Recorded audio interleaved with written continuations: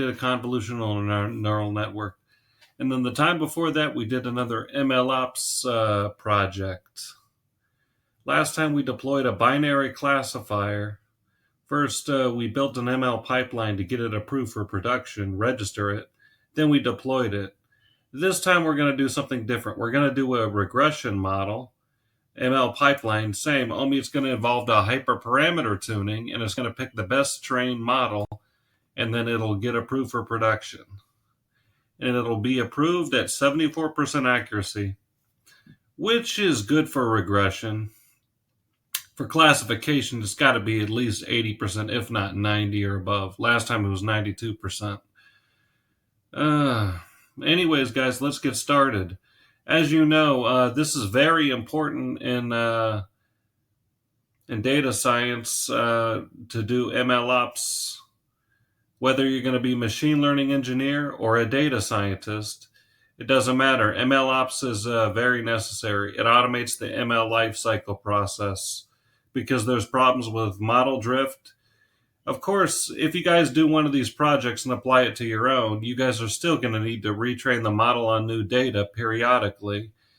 You're going to need to do hyperparameter tuning jobs, more executions, model monitoring, and of course, serve your predictions, which is the purpose of deploying it, right? Serving predictions, which is the business needs.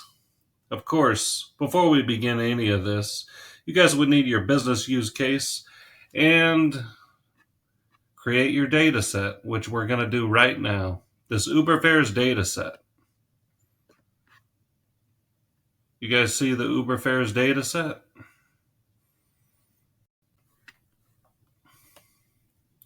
There's no test data, so that's why I didn't serve any predictions. I didn't invoke the endpoint for any predictions because there's no test data.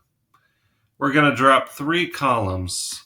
Let's get to, you guys can use a Jupyter Notebook or a Google Colab. It doesn't matter. Doesn't matter. Okay, guys, so import these libraries. Read it with pandas after you uploaded it. Okay, we're going to drop 3 columns. After we encode everything, do this right here. Okay, fill in A's for 0, in place equals true. Drop those 3 columns only. And then save it to CSV. Name it whatever you want, .csv. And there's your info, there's your head. And then you see our target, right? The fair amount, because this is regression. Okay, let's get back to Jupyter Lab.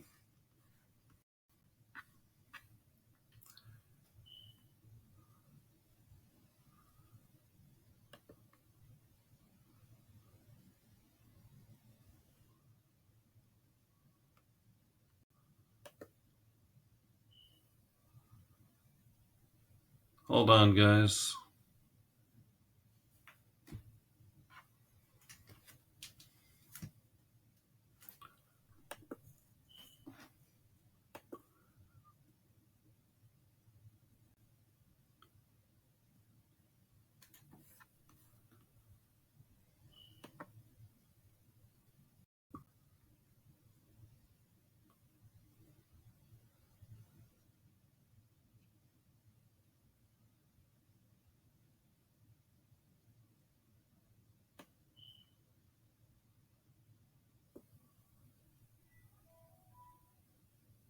I think I lost you guys there for a second. Okay, we're back. Okay, name it whatever you want, although I named it Uberfares Pipeline. We're going to use a default bucket execution role, which is the necessity on Sagemaker is you need to upload the data into the S3 bucket to be able to train it. S3 is the most common service, I would say, used on AWS. Hold on, guys. Our base URI. Print it so we can see where the path is. Okay, and then your workflow parameters. This is to start at the beginning. Model approval status, pending model approval.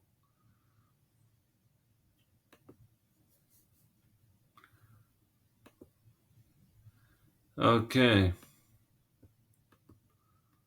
Sorry guys, my thing freezes up sometimes. Okay, make the directory marker or name it whatever you want. And then there's the file path for our pre-processing Python file. Okay, and then our fair amount, and then drop fair amount because that's the target. Basically, everything but fair amount. Access equals 1 for both. PD concat, it's a very useful tool in data science. We're going to split it into training and validation sets. And then our sklearn preprocessor, name it whatever you want, the instance type, the instance count, the pipeline session. Okay, here we go. Run step process.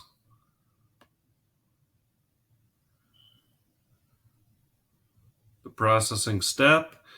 You guys see right here the code marker preprocessing.py.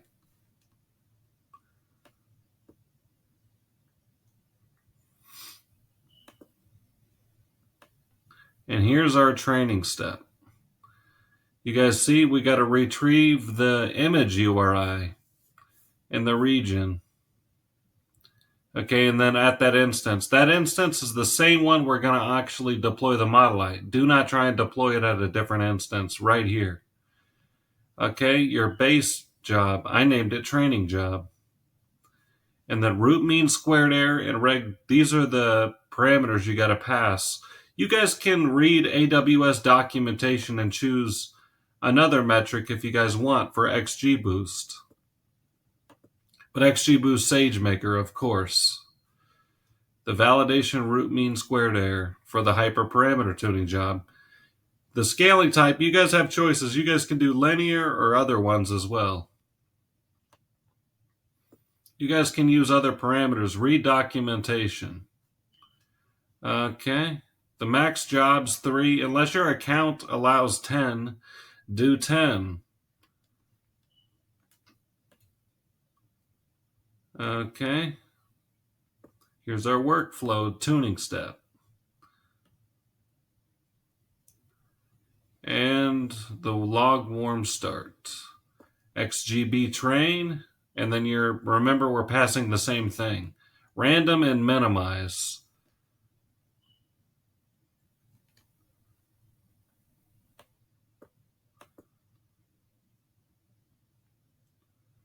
Okay. And then we're gonna, here, the best train model. You guys see? And then our evaluation PY.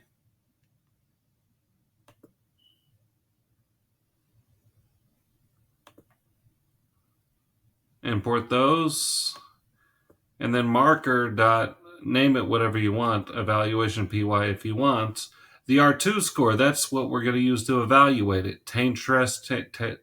Test train split, remember? Y test. We're splicing with pandas, 2 numpy. And then you guys remember last time it was predictions.round, but that was because it was binary classification. This is an R2 score. You don't want to round it.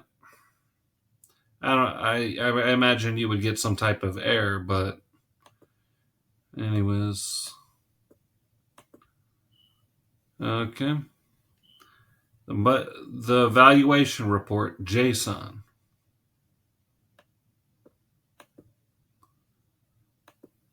Script preprocessor.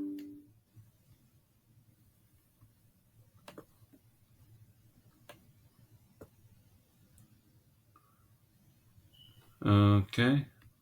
Evaluate the top model.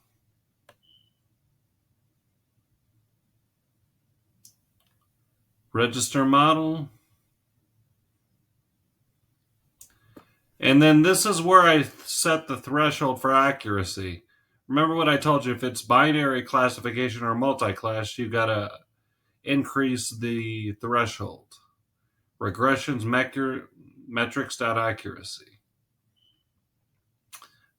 Okay, and then there's our model approval status step and all the others. Okay.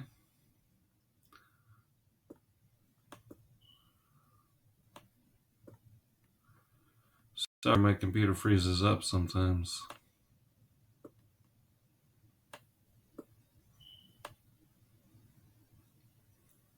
Start the pipeline from the beginning, describe everything, and then the utils, this has to do with deployment.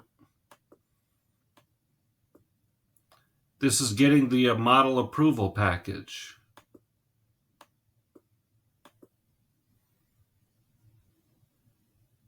Okay.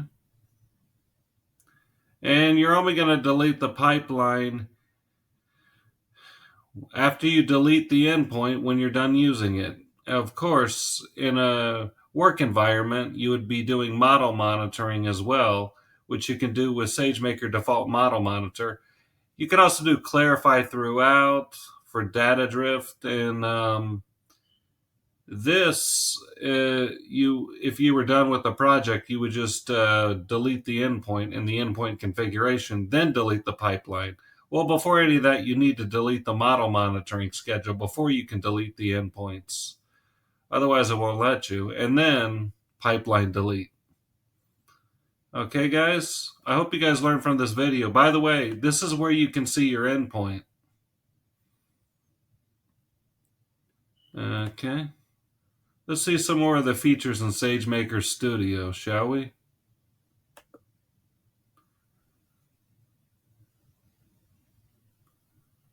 Okay, pipeline.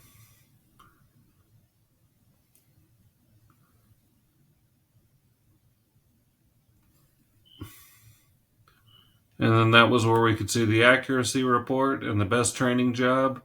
And this is where you can see your model approval status and other things as well. Anyways, guys, I hope you guys learned from my video. Stay tuned. Next time, we're going to do something simple. Eventually, we're going to do an ML pipeline, possibly on Google Cloud later down the road. An AI web app, too. Who knows?